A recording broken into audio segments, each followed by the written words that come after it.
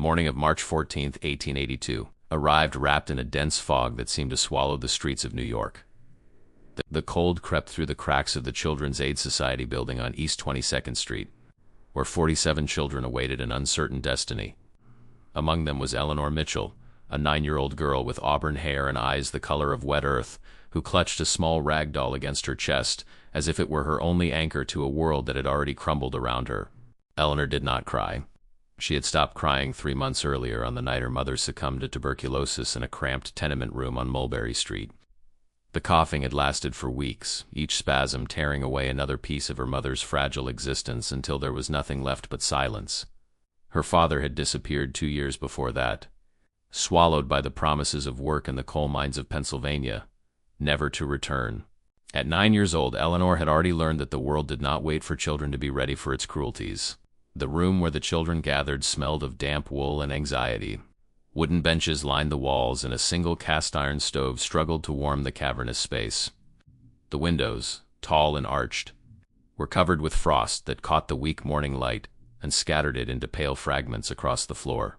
Outside, the city was waking to another day of relentless industry, but inside these walls time seemed suspended, caught between the past that these children were leaving behind and the future that awaited them.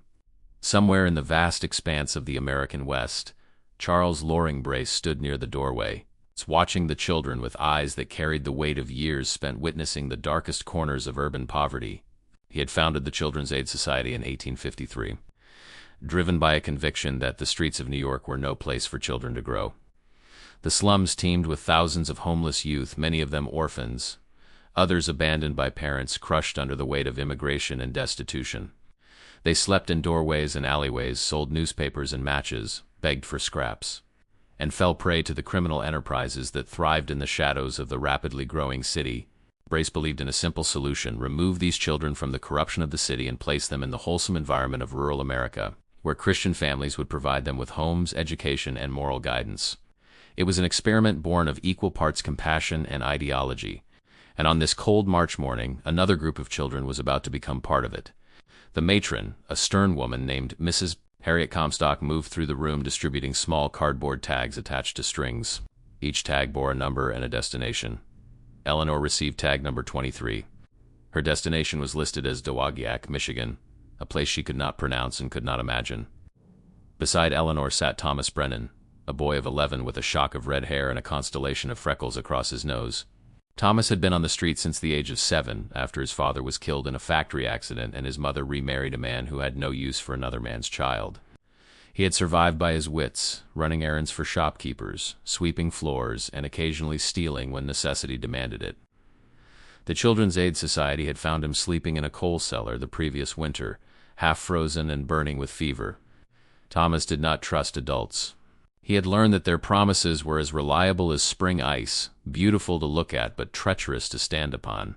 Yet here he was, wearing a clean shirt that someone else had worn before him, waiting to be loaded onto a train and shipped westward like so much freight. He had considered running, but where would he go?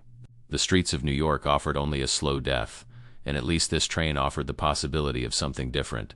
On Eleanor's other side sat a pair of twins, Samuel and Sarah Chun, children of a Chinese laundress who had died in the same tenement fire that had claimed 17 other lives the previous autumn. They were 6 years old and had spoken barely a word since being brought to the society. They held hands constantly, as if afraid that letting go would mean losing each other forever. In a society that viewed Chinese immigrants with suspicion and hostility, their futures were perhaps the most uncertain of all. The morning ritual proceeded with mechanical efficiency.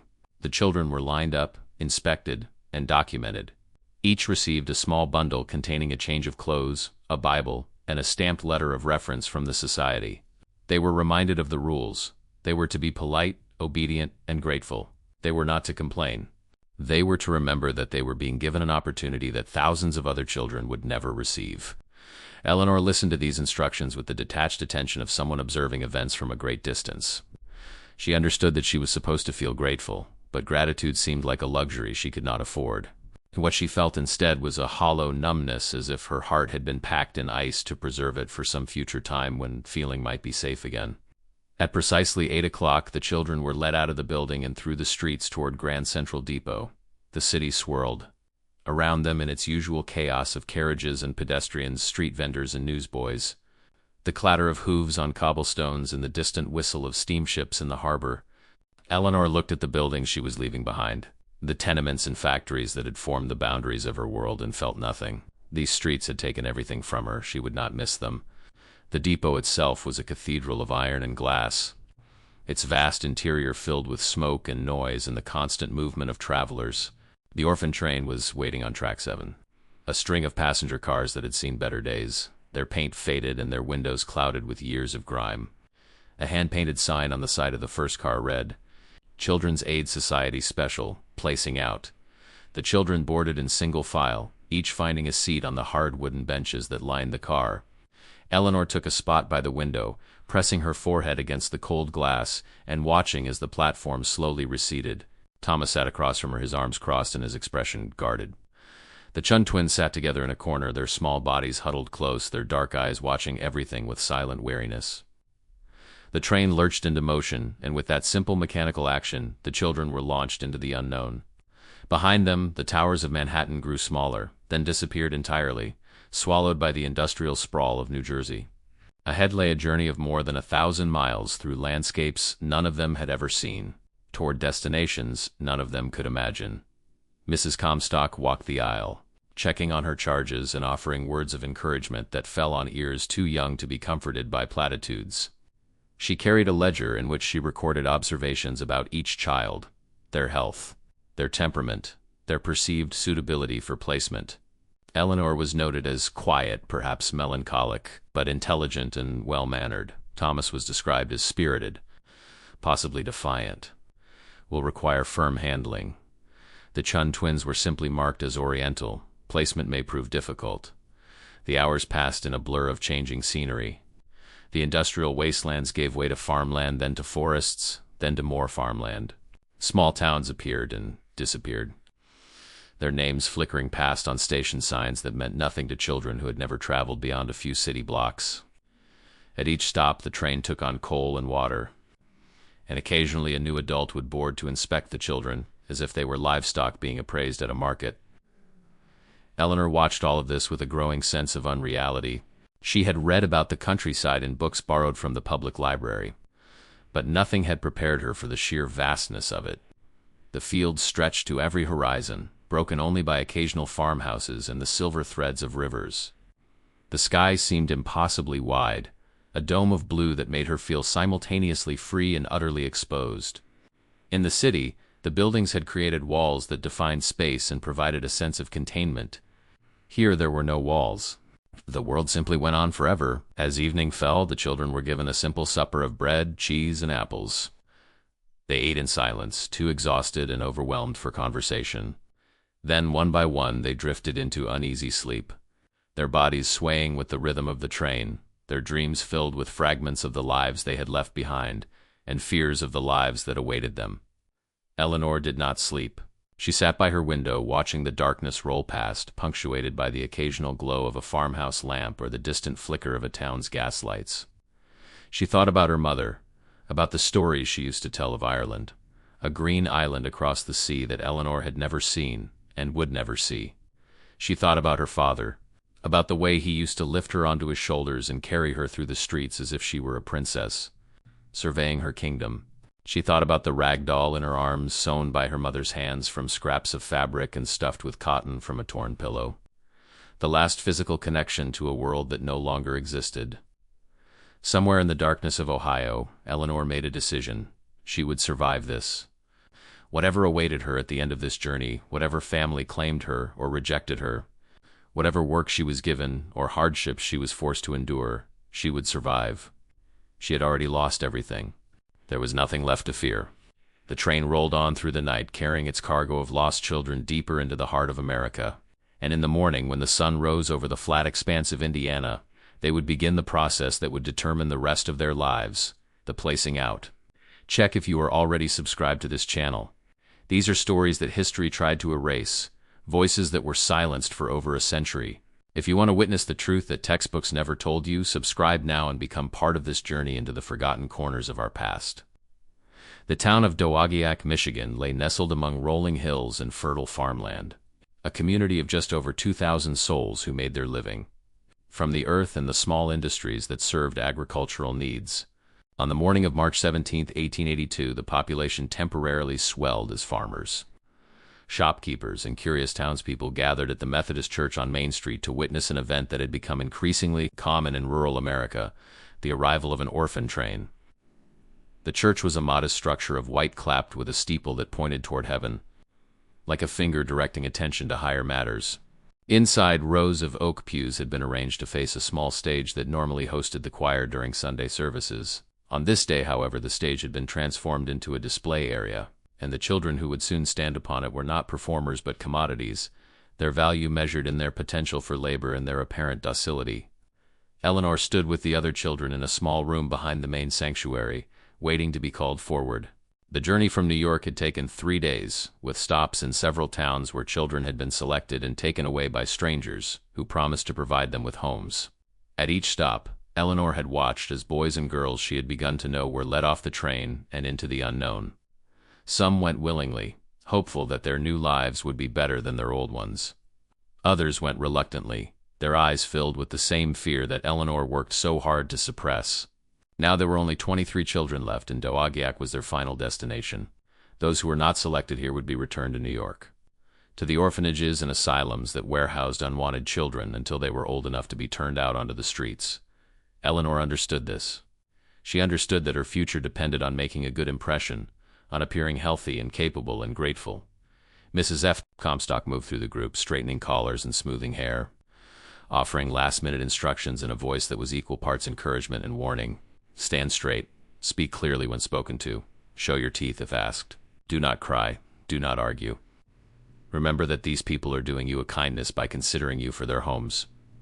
Thomas Brennan stood near the door, his posture defiant despite the clean clothes and scrubbed face that the society had imposed upon him. He had been through this before at 2 previous stops and had been rejected both times. The first family had wanted a boy who could help with farm work, but Thomas's slight build and city-bred ignorance of agricultural matters had counted against him.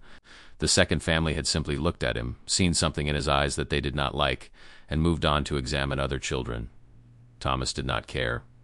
Or at least, he told himself he did not care. Being sent back to New York was not the worst fate he could imagine. At least in the city, he knew the rules. He understood how to survive on his wits, how to find food and shelter, how to avoid the police and the predators who prowled the streets looking for vulnerable children. Out here in this strange landscape of endless fields and suspicious farmers, he felt exposed and powerless in ways that frightened him more than he would ever admit. The Chun twins had been separated that morning, a decision that Mrs. Comstock had made with evident reluctance but practical necessity. Chinese children are difficult to place, she had explained to the local minister who was coordinating the event. Together they are nearly impossible. Separately, there is a chance. Samuel had been taken to a different room where boys were being prepared for display. Sarah remained with Eleanor and the other girls, her small hand still reaching for a brother who was no longer there. At 10 o'clock, the doors to the sanctuary opened and the children were led out onto the stage in single file. Eleanor felt the weight of dozens of eyes upon her as she took her place in the line. The pews were filled with townspeople, their faces a mix of curiosity, calculation, and occasional compassion. Some had come with the genuine intention of providing a home to a child in need. Others had come looking for cheap labor, for boys who could work the fields and girls who could keep house. Still others had come simply to watch, drawn by the novelty of the spectacle. The minister, a portly man named Reverend Horace Wheeler, stepped forward to address the crowd. His voice boomed through the sanctuary with the practiced cadence of a man accustomed to speaking to congregations. Friends and neighbors, we are gathered here today to participate in one of the great charitable enterprises of our age. The children you see before you have been rescued from the streets and slums of New York City, where they faced lives of poverty, ignorance, and moral degradation. The Children's Aid Society, through its Christian mission, has brought them here to find new homes among the God-fearing families of our community. He went on to explain the terms of placement. Families who took children were expected to provide food, clothing, shelter, and education. Boys were to be kept until the age of 18, girls until the age of 17, at which point they would be released with a sum of money and a set of new clothes. The society would conduct periodic visits to ensure that the children were being treated properly, though in practice these visits were rare and often superficial. When the speech was finished, the examination began. Prospective families were invited to approach the stage and inspect the children. They asked questions about age, health, and abilities. They looked at teeth and hands. They felt muscles and tested reflexes. They asked children to walk across the stage, to recite verses from the Bible, to demonstrate whatever skills they might possess. Eleanor stood perfectly still as a succession of strangers approached her. A farmer's wife with kind eyes asked about her sewing abilities.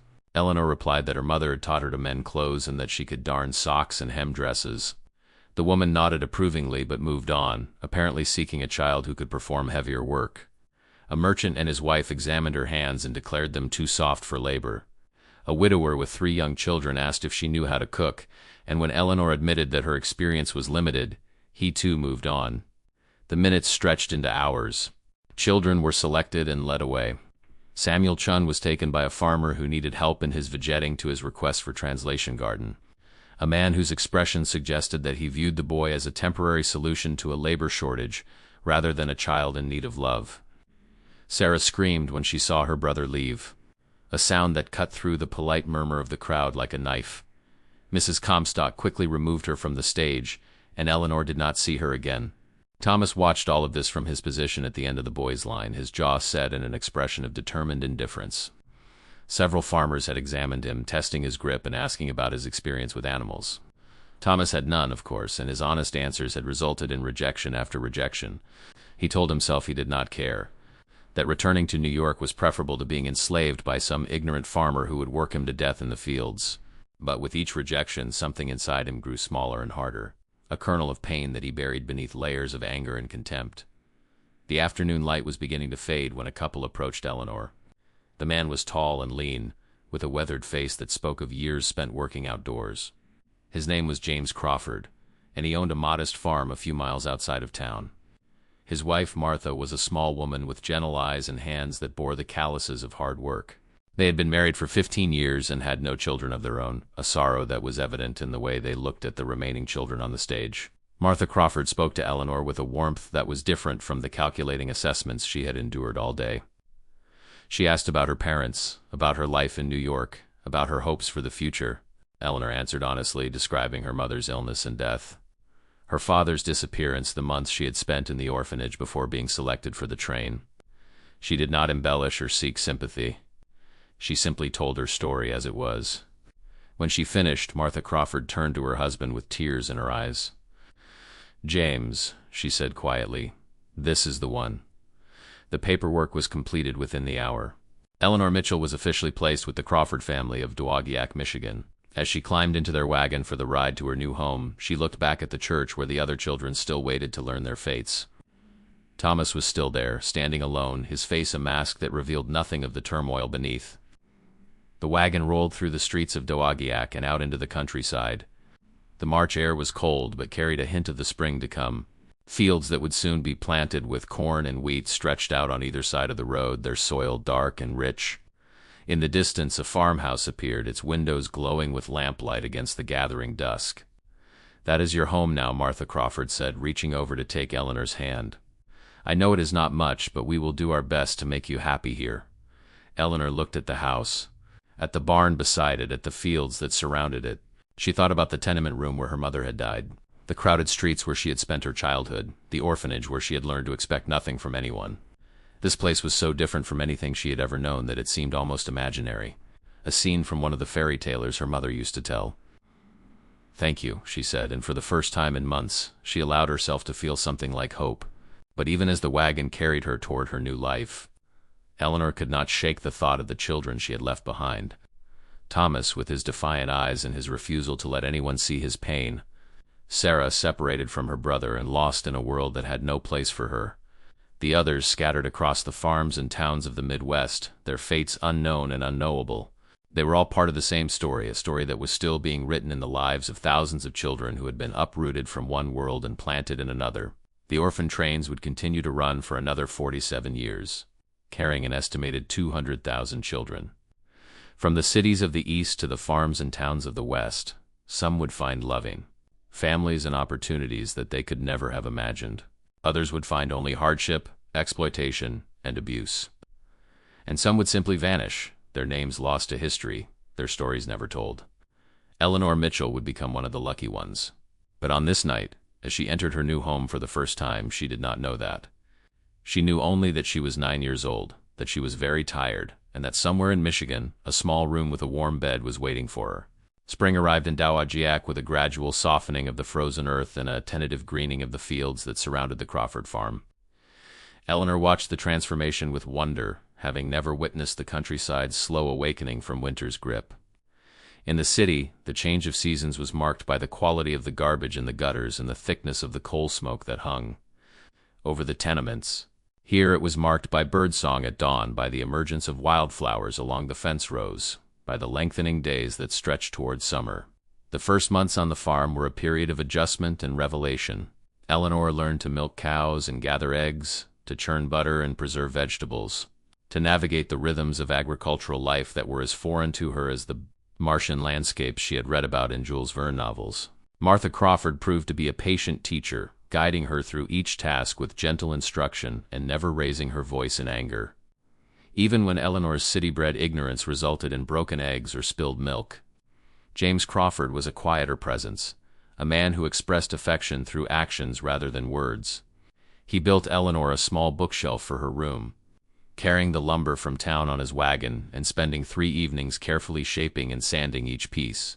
He taught her to identify the birds that nested in the trees around the farm, pointing out their songs and explaining their habits with a knowledge that came from a lifetime of observation. And when Eleanor had nightmares about her mother's death, which happened often in those first weeks, he would sit outside her door and whittle until the sounds of her crying stopped, a silent guardian against the terrors of the night. But despite the kindness of the Crawfords, Eleanor could not fully escape the shadow of the life she had left behind. The children from the orphan train haunted her thoughts, particularly Thomas Brennan, whose fate remained unknown. She had asked Mrs. Comstock about him before leaving the church that day, but the matron had only shaken her head and said that some children were simply not meant to be placed. The words had felt like a dismissal, a closing of a door that Eleanor desperately wanted to keep open. The answer came unexpectedly on a Saturday afternoon in early May, when Eleanor accompanied Martha to town for supplies. Dowagiac was bustling with the activity of market day, farmers and merchants filling the streets with their goods and their voices.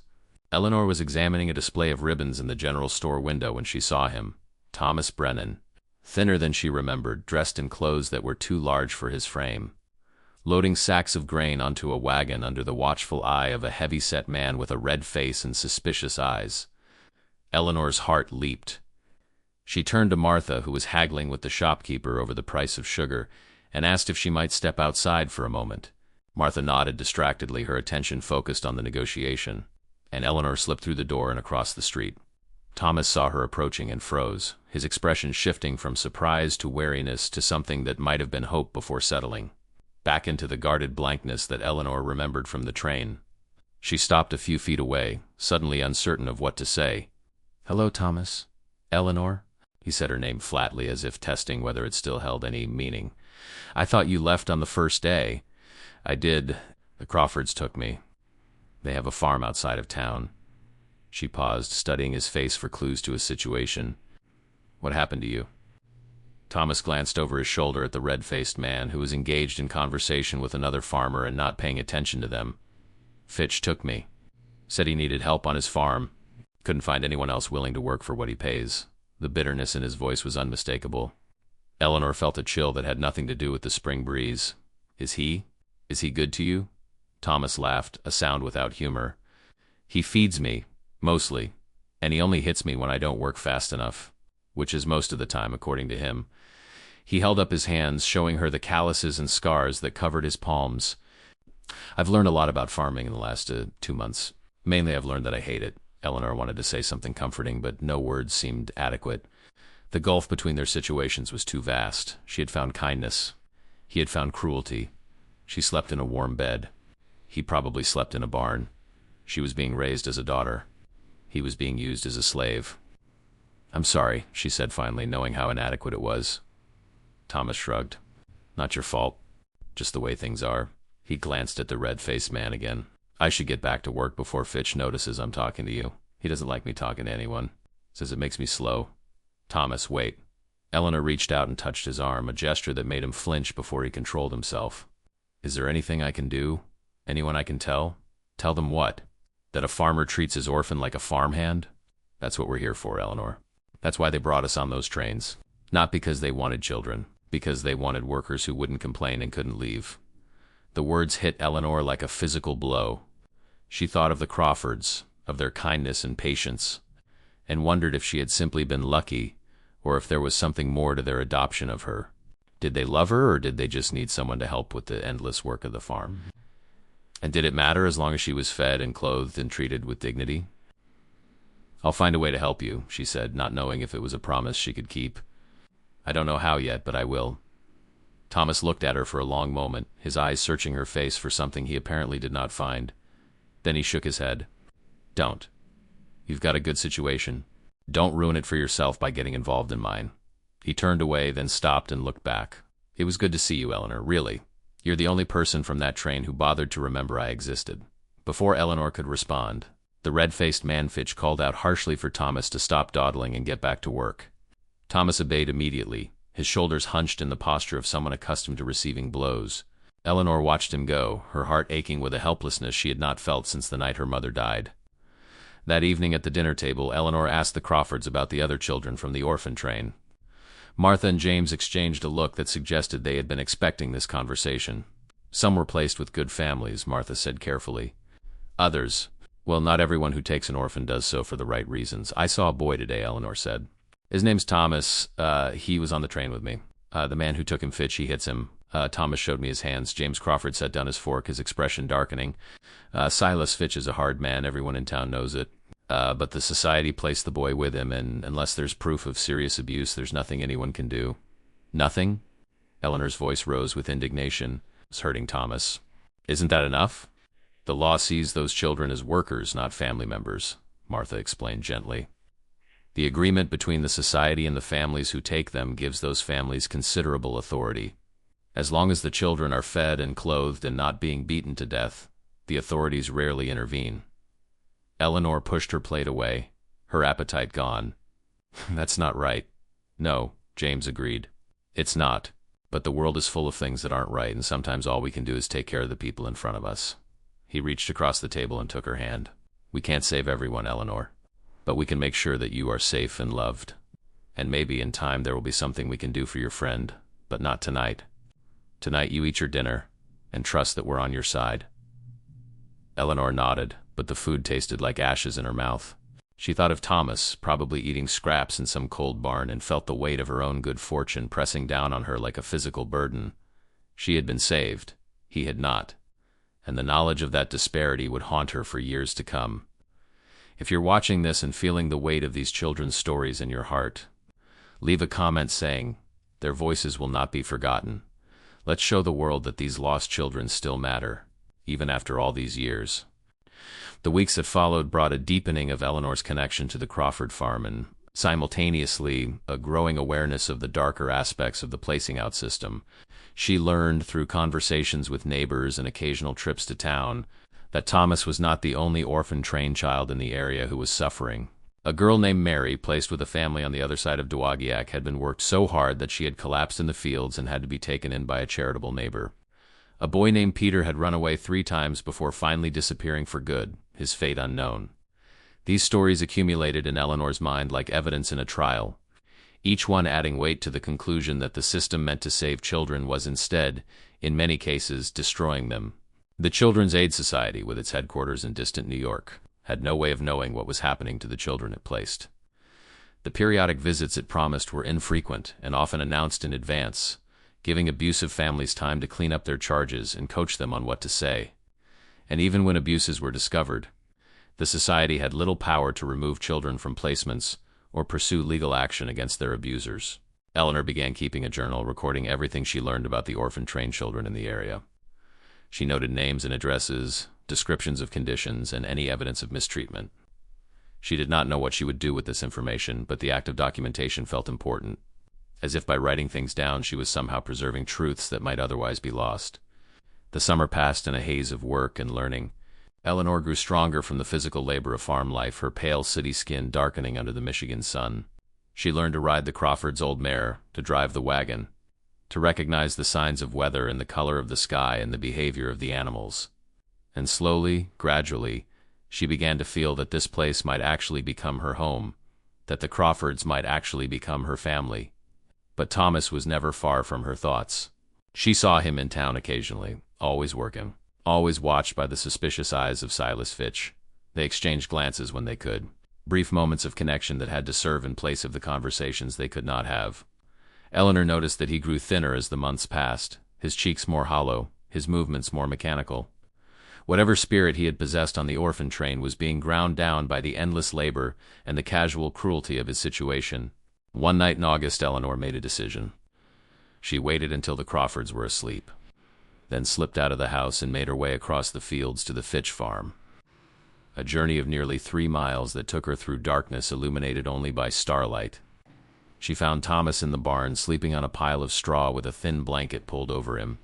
His face in the dim light looked impossibly young and impossibly old at the same time, the face of a child who had been forced to become something else entirely. She woke him with a touch, and he startled violently before recognizing her. "Eleanor? What are you doing here?" "If Fitch catches you, he won't," she whispered. "I brought you some food." She pulled a bundle from under her cloak. Bread, cheese, apples, a piece of the ham that Martha had prepared for Sunday dinner. "And I wanted you to know that I haven't forgotten you. I've been keeping records, writing down everything I learn about how the orphan children are being treated. Someday someone will want to know the truth." Thomas stared at her as if she had just announced that she could fly. "Why?" he asked. "Why do you care?" Eleanor considered the question. It was a fair one. She had her own life to live, her own struggles to overcome. Why should she take on the burdens of others? "Because we were on that train together," she said finally. "Because if I had been placed with Fitch instead of the Crawfords, I would be where you are now. And because my mother used to say that the measure of a person is how they treat those who can do nothing for them in return." Thomas was silent for a long moment. Then slowly he reached out and took one of the apples from the bundle. "Your mother sounds like she was a good person." "She was. My mother was too before she married that man." He bit into the apple, the juice running down his chin. "I used to think that if I was just good enough, just smart enough, things would work out, that someone would see me and want me and take me away from all this, but nobody sees orphans, Eleanor. We're invisible. We're just hands to do the work that nobody else wants to do." Eleanor sat beside him in the straw, close enough to feel the warmth of his body, but not close enough to touch. "You're not invisible to me," she said, "and someday things will be different. I don't know how and I don't know when, but I believe that. I have to believe it." Thomas finished the apple and started on the bread. "Maybe you're right," he said between bites. "Or maybe you're just the kind of person who needs to believe in things. Either way, thank you. For the food. For coming. For remembering." They sat together in the darkness of the barn, two children from different worlds who had been brought together by circumstance and separated by fortune, bound by an experience that few others could understand. And when Eleanor finally rose to leave, slipping back into the night for the long walk home, she carried with her a renewed determination to find a way to change things, to ensure that the suffering of children like Thomas would not go unnoticed forever. The orphan trains would continue to run. Children would continue to be distributed across the American landscape like seeds scattered by a careless hand. Some would flourish, many would not, and the country that prided itself on opportunity and freedom would continue to treat its most vulnerable citizens as commodities to be used and discarded. But in a small barn in Michigan, and in a farmhouse not far away, two children had planted the seeds of a different kind of story, one of friendship, of witness, and of the stubborn refusal to accept that the way things were was the way they had to be. 3 years passed, and Eleanor Mitchell grew from a child into something that hovered between girlhood and womanhood. At 12, she was taller than Martha Crawford, with the lean strength that came from farm work and a mind that had been sharpened by the books. James brought her from town, and by the careful observations she recorded each night in her journal. The Crawfords had formally adopted her in the spring of 1884, a ceremony at the county courthouse that transformed her from a placed orphan into a legal daughter, with all the rights and protections that status conferred. But even as her own life stabilized, the world around her continued to churn with the same inequities that had shaped her early years. The orphan train still ran, carrying fresh cargoes of children from the east to the west, depositing them in towns like Dowagiac, where they would be inspected and selected and distributed among families whose motives ranged from genuine charity to calculated exploitation. And the children who had arrived on the same train as Eleanor continued to live lives that diverged wildly depending on the luck of their placements. Thomas Brennan was still with Silas Fitch, still working the same brutal hours, still bearing the marks of casual violence on his body. Eleanor saw him in town whenever she could, slipping him food and updates on the wider world, maintaining a connection that had become essential to both of them. He had grown too, taller and harder, his body adapting to the demands placed upon it even as his spirit seemed to withdraw into some protected interior, space where nothing could reach him.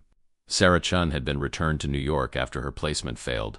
The family that had taken her had discovered, belatedly, that they could not tolerate a Chinese child in their home, and had sent her back with a letter complaining about her strange habits and foreign ways. Eleanor learned this from a visiting representative of the Children's Aid Society, who stopped at the Crawford farm during one of the rare inspection visits. The representative, a young man named Arthur Hastings, seemed genuinely distressed by the situation but equally convinced that there was nothing to be done about it. The system was what it was. Children fell through its cracks every day. What happened to her brother? Eleanor asked. Samuel. He was placed with a farmer. Hastings consulted his records, his brow furrowing as he searched through pages of cramped handwriting. Ah, yes, Samuel Chun. Placed with the Henderson family in April of 1882. No follow-up visits. Recorded. He looked up with an expression that was meant to be reassuring but fell short. I'm sure he's fine.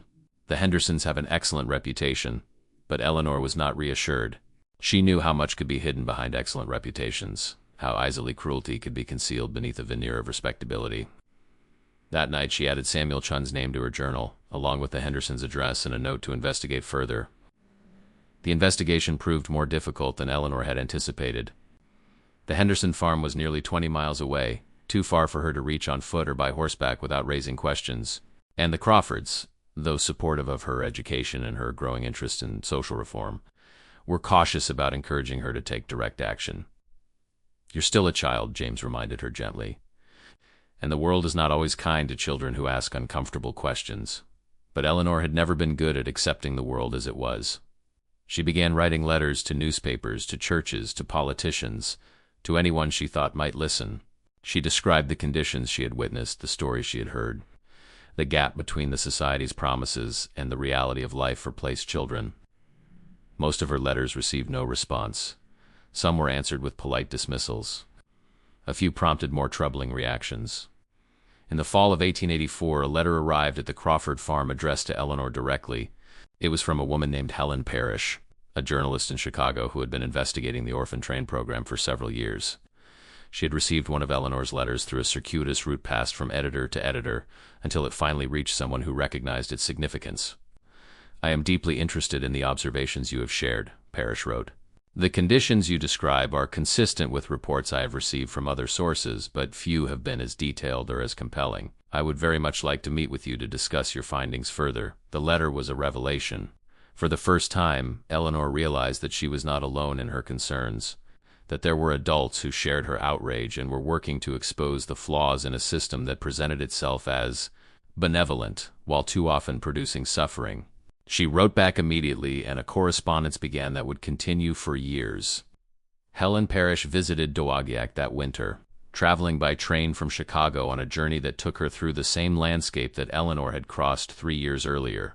She was a tall woman in her 30s, with sharp eyes and a manner that suggested she was accustomed to being underestimated and using that underestimation to her advantage. She spent 3 days with the Crawfords, interviewing Eleanor about her experiences and accompanying her on visits to other orphan-trained children in the area. What they found confirmed Eleanor's worst fears.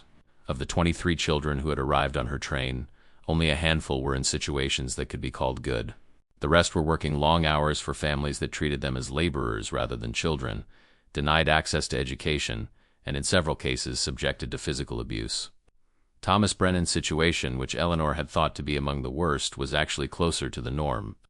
But the most disturbing discovery came at the Henderson farm, where they had hoped to find Samuel Chun. The Hendersons were initially resistant to the visit, claiming that Samuel was working in the fields and could not be disturbed. When Parrish pressed, showing credentials that suggested official backing she did not actually possess, the family reluctantly produced a boy who matched the general description of Samuel Chun, but who seemed unable to recognize his own name. The boy was thin to the point of emaciation, with eyes that held a vacancy that suggested something had been broken inside him. He spoke in monosyllables when spoken to and flinched at any sudden movement.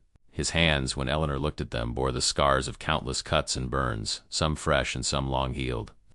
And when Parrish asked him directly if he was Samuel Chun, he stared at her for a long moment before answering. "I don't remember."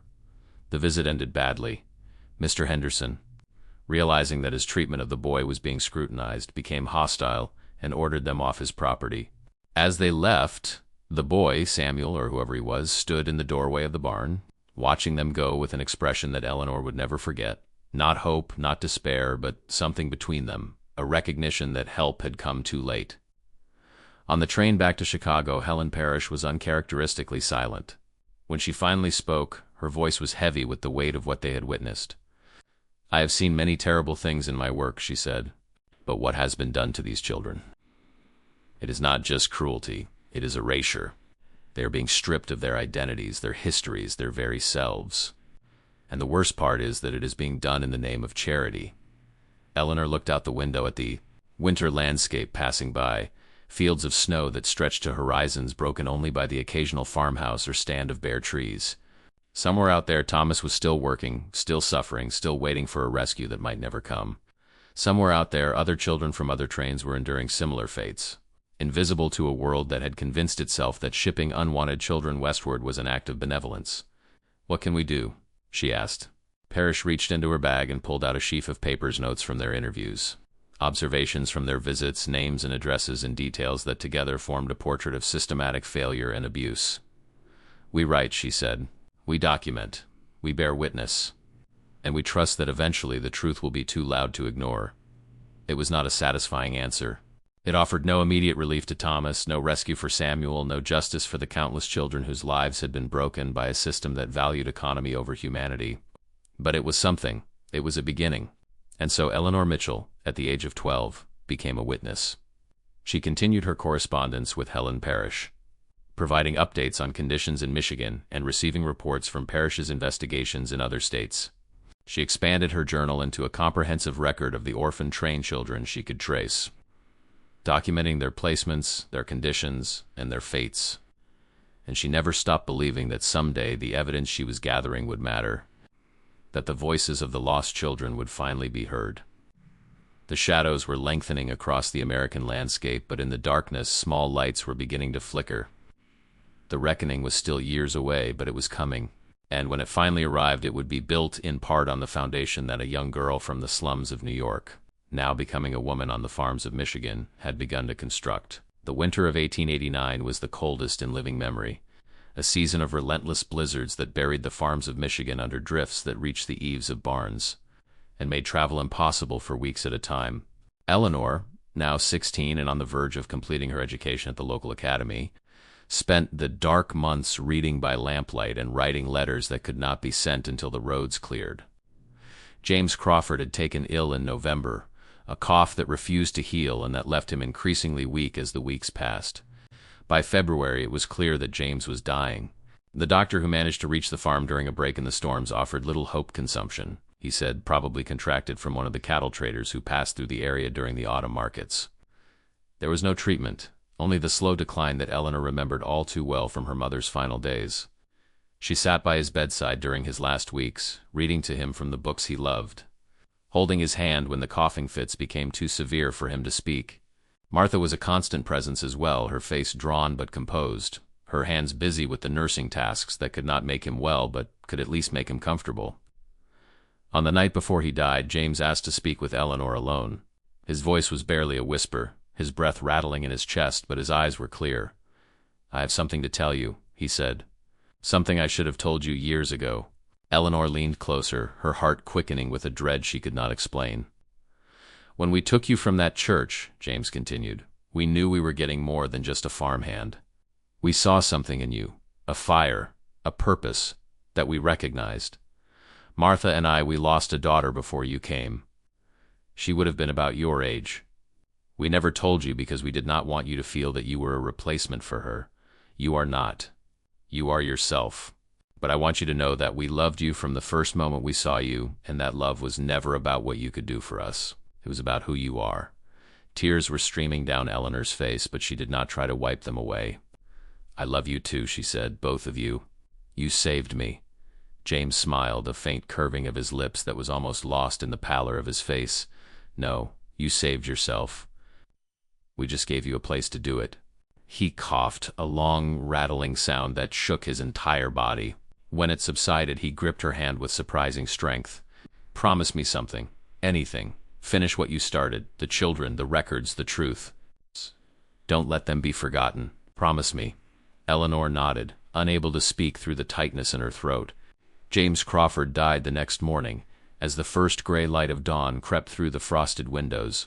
Martha wept quietly, holding her husband's hand, while Eleanor stood at the foot of the bed, making a silent vow to keep the promise she had given. The funeral was held 3 days later, when the snow had subsided enough to allow neighbors to gather at the small cemetery behind the Methodist church. Eleanor stood beside Martha, dressed in black, watching as the coffin was lowered into the frozen ground. Among the mourners was Thomas Brennan. Eleanor had not seen him in nearly a year. The Fitch farm had been increasingly difficult to reach, and Silas Fitch himself had become more vigilant about preventing his orphan from having contact with anyone who might ask uncomfortable questions. But here Thomas was, older and harder than she remembered, his face a map of the suffering he had endured. After the service, as the mourners dispersed to their wagons and sleighs, Thomas approached Eleanor. He moved stiffly, favoring his right leg, and there was a fresh bruise yellowing beneath his left eye. "I'm sorry about Mr. Crawford," he said. "He was a good man." Eleanor nodded, not trusting her voice. Thomas hesitated, then spoke in a rush, as if afraid he would lose his nerve. "Fitch is dead. He died last week. Heart gave out in the barn while he was beating the horses." A grim satisfaction flickered across his face. "I waited until he stopped moving before I went for help. Took my time about it." Eleanor stared at him, unsure how to respond. Part of her was horrified by the coldness in his voice. Part of her understood it completely. "What will happen to you now?" Thomas shrugged. "The society is supposed to come and decide, but I'm almost 18. They'll probably just release me and let me fend for myself. It's what they do." He paused, studying her face. "I heard about your work. The letters, the records. Helen Parrish wrote about you in the Chicago Tribune. Called you a voice for the voiceless." Eleanor flushed. She had seen the article, published the previous autumn, but she had not realized it had reached as far as Thomas's isolated world. "It's not enough," she said, "writing letters, keeping records. It's not enough to change anything." "Maybe not," Thomas agreed. "But it's something. It's proof that we existed, that we mattered, that someone cared enough to write it down. That matters more than you know." They stood together in the cold, two survivors of a system that had treated them as commodities, each carrying wounds that would never fully heal. Around them, the snow-covered landscape stretched in every direction, beautiful and brutal, a reminder that the world cared nothing for the suffering of individuals, but continued on regardless. "What will you do?" Thomas asked. Eleanor thought about the promise she had made to James, about the years of documentation that filled her journals, about the network of reformers and journalists who were slowly building a case against the orphan train system. "Fight," she said. "I'm going to fight until things change, or until I die trying." Thomas nodded slowly. "Then I'll fight with you. Whatever you need, testimony, evidence, someone to back you up when the powerful people push back. I'll be there." "You don't owe me anything." "No," he agreed. "But you're the only person who ever treated me like a human being instead of a piece of property. That's not a debt. That's a reason." They parted ways that afternoon, Thomas returning to the empty Fitch farm to await the society's decision about his future, Eleanor returning to the Crawford house to help Martha through the early days of widowhood. But something had shifted between them, a recognition that they were no longer just survivors of a shared trauma, but partners in a cause that was larger than either of them. The years that followed would test that partnership in ways neither of them could have imagined. There would be setbacks and victories, allies gained and lost, moments of despair when the forces arrayed against them seemed insurmountable. But the bond forged in the darkness of a Michigan winter, tempered by grief and hardened by determination, would prove stronger than any obstacle they encountered. The fight was just beginning, and though neither Eleanor nor Thomas could see it from where they stood in that snow-covered cemetery, they were part of a movement that would eventually reshape how America treated its most vulnerable children. The orphan trains would continue to run for another 40 years, carrying thousands more children into uncertain futures. But the seeds of change had been planted, and they were beginning to grow. Decades passed. The 19th century gave way to the 20th. and the world that had produced the orphan trains transformed into something that would have been unrecognizable to the children who had ridden those trains into the unknown. Cities grew and spread. Automobiles replaced horses on streets now paved with asphalt. Wars were fought and won and lost, each one reshaping the boundaries of nations and the minds of generations. Eleanor Mitchell Crawford, she had taken the full name after Martha's death in 1902, became one of the foremost advocates for child welfare reform in American history. Her journals, meticulously maintained since her childhood, provided invaluable documentation of the orphan train program's abuses. Her testimony before state legislatures and congressional committees helped shape laws that would eventually establish standards for foster care and adoption, and her tireless correspondence with journalists, politicians, and fellow reformers created a network of advocates that spanned the nation. Thomas Brennan became her most trusted ally in this work. After Silas Fitch's death, he had worked briefly as a farmhand for more humane employers before making his way to Chicago, where he found work in the stockyards and enrolled in night classes at a settlement house. By the turn of the century, he had become a labor organizer, fighting for the rights of workers with the same determination he had once used to survive on the Fitch farm. His understanding of exploitation, not theoretical but deeply personal, made him an effective voice for the voiceless in the industrial as well as the child welfare arenas. In 1909, the first White House Conference on the Care of Dependent Children was convened, bringing together reformers, politicians, and child welfare experts to discuss the treatment of orphaned and neglected children. Eleanor and Thomas were both invited to attend, their long years of advocacy having earned them places at the table where decisions were finally being made. The conference took place in Washington, D.C. in January, in a city that was still finding its footing as the capital of an emerging world power. Eleanor, now 46 years old, sat in the East Room of the White House and listened as speaker after speaker addressed the gathered crowd.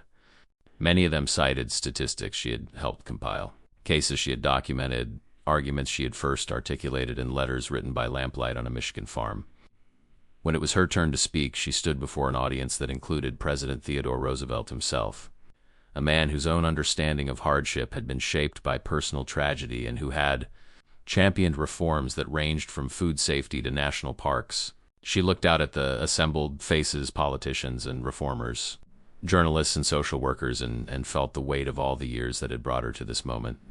"I was 9 years old when I boarded an orphan train in New York City," she began. "I was one of 47 children sent westward to find new homes. Of those children, fewer than a dozen found situations that could be called safe. The rest were used, discarded, forgotten. Some died from overwork and abuse. Some simply vanished, their names lost to history. And for decades, no one asked what happened to them. No one thought to ask." She paused, letting the silence fill the room. "We are here today because that silence has finally been broken. Because the evidence is too overwhelming to ignore. Because the children who suffered under this system, those who survived and those who did not, deserve more than to be footnotes in the story of American progress."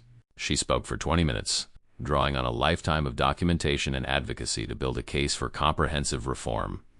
She described the children she had known, the horrors she had witnessed, the slow and painful process of bringing those horrors to light. She named names not to condemn but to remember, to ensure that the children who had been treated as commodities would finally be recognized as human beings. When she finished, the applause was sustained and genuine. President Roosevelt himself approached her afterward, shaking her hand with a grip that matched his famous vigor. "Mrs. Crawford," he said, "you have done what few have the courage to do. You have spoken for those who cannot speak for themselves. This nation owes you a debt that can never be fully repaid." Eleanor accepted the praise, with the same reserve that had characterized her throughout her life. She knew that speeches and conferences were only beginnings, that the real work of reform would take years more to accomplish. But she also knew that something had shifted, that the weight of evidence and advocacy had finally reached a tipping point. The last orphan train ran in 1929, carrying a final cargo of children westward before the program was officially discontinued. By then, new systems of foster care and adoption had been established, imperfect but vastly improved from what had come before. The lessons of the orphan trains, the dangers of treating children as commodities, the importance of oversight and accountability, the need for advocates who would speak truth to power had been learned, at least in part. Eleanor lived to see these changes take effect. She died in 1941 at the age of 78 in the same farmhouse where she had spent her formative years. Thomas Brennan delivered the eulogy at her funeral. Speaking of a friendship that had spanned nearly 6 decades, and of a commitment to justice that had never wavered. Eleanor Mitchell Crawford was 9 years old when she decided to fight for the forgotten children of America, he said. She was 78 when she finally laid down that burden. In between, she changed the world, not through great dramatic gestures, but through the daily, patient work of bearing witness, of documenting truth, of refusing to look away from suffering. She taught me, and she taught countless others, that one person can make a difference if they are willing to persist. He paused, his voice catching on emotions that decades had not diminished. The orphan trains took everything from us, our families, our childhoods, but they could not take our determination to ensure that what happened to us would never happen again. Eleanor understood that. She understood that the best revenge against a system designed to break us was to become people who could change that system. And that is exactly what she did. The cemetery where Eleanor was buried stood on a hill overlooking the fields she had worked as a girl and the town that had become her home. Her gravestone, simple and unadorned, bore only her name, her dates, and a single phrase that she had chosen herself. She remembered. It was enough. The story of the orphan trains did not end with Eleanor's death. The children who had ridden those trains, and the descendants they left behind, continued to grapple with the legacy of displacement and loss. Some spent their entire lives searching for the families they had been taken from. Others struggled with questions of identity that could never be fully resolved. And still others, like Eleanor herself, channeled their experiences into advocacy, ensuring that the lessons of the past would not be forgotten. Today, more than a century after the last orphan train completed its journey, the movement has become a subject of historical study and public memory. Museums and memorials tell the stories of the estimated 200,000 children who were transported westward between 1854 and 1929. Descendants gather at annual reunions to share stories and search for connections to the past, and the principles that Eleanor and her fellow advocates fought for, that children deserve protection, that families deserve support, that the welfare of the young must be a priority for any society that claims to value human dignity, continue to guide child welfare policy. The orphan trains were a product of their time, born of a combination of genuine compassion and profound ignorance about the needs of children. They represented an attempt to solve a real problem, the thousands of homeless and orphan children crowding the streets of eastern cities through means that often created new problems as severe as those they were meant to address. The children who rode those trains were both victims and survivors, shaped by experiences that marked them for life, but did not ultimately define them. Their story is one of resilience and resistance, of the capacity of the human spirit to endure suffering and to emerge from it with purpose. It is also a story of the slow and painful process by which societies learn from their mistakes, of the advocates and reformers who refuse to accept that things must be as they have always been. And it is, finally, a story of memory itself, of the importance of bearing witness, of documenting truth, of ensuring that the voices of the forgotten are preserved for future generations. Eleanor Mitchell Crawford understood this. She understood that the work of justice is never finished, that each generation must take up the burden anew. And she understood that the most powerful weapon against injustice is not anger or outrage, but the patient, persistent accumulation of truth. If you watched this far, it is because you felt the weight of these children's stories in your heart. Leave a comment saying, "I watched this far," so I can get to know you and know who really likes the stories on this channel.